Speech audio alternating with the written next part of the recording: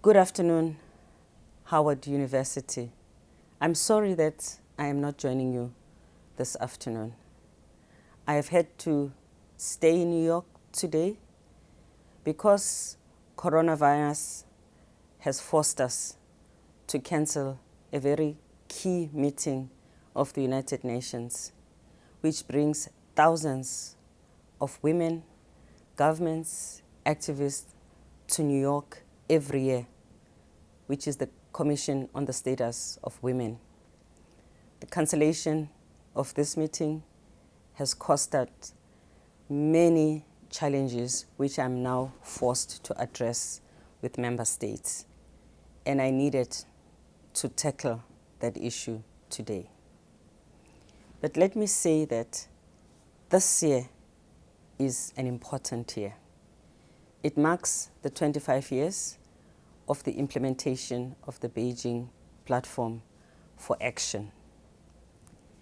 That moment in Beijing was when gender activists in government, in civil society, in academia, individuals found their space together. Some of them were in institutions where it was difficult to work and support women, so they were in a closet, so to say. Beijing gave them the possibility to come out and to link up and to be in solidarity. And since then, they have been working together and pushing together, in particular, highlighting the fact that women's rights are human rights and human rights are women's rights. Fast track 25 years later, we have to almost reincarnate that sin by bringing together activists who are young and those who are older to again bring out gender activists wherever they are. We now have been joined by private sector. They were not there in Beijing. We are receiving young people who are much more aware of gender issues. We are trying to create awareness within and amongst institutions that sustain cultural practices that discriminate against women, such as religious bodies and traditional authority. And we want to create an opportunity for these interest groups to also join hands together in what we call generation equality and move us forward. In particular, they also have to do this in the context of the climate challenge and crisis that we face and the opportunities and challenges that are being offered by technology.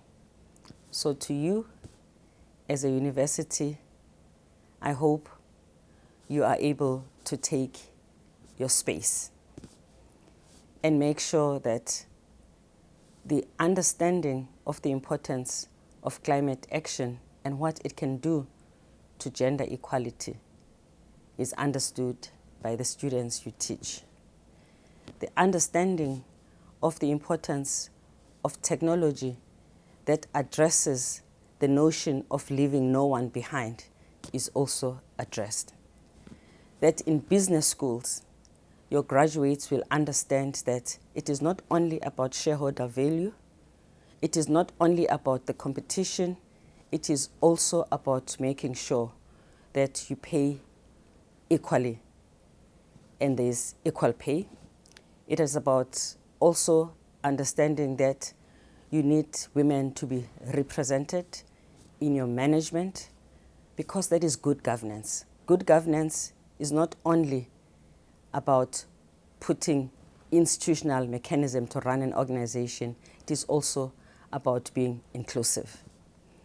I also hope universities will help us to also teach students about corruption that tends to be perpetuated by people who are educated, who have come out of university, who take away the resources from public institutions that are supposed to fund programs that service the poor. And in many developing countries especially, these programs support women. So 25 years of Beijing, being part of Generation Equality, is a moment where we deal with all of these issues and take this agenda forward. I hope I will get an opportunity to come and visit you because there is so much to talk about. I wish you a happy International Women's Day.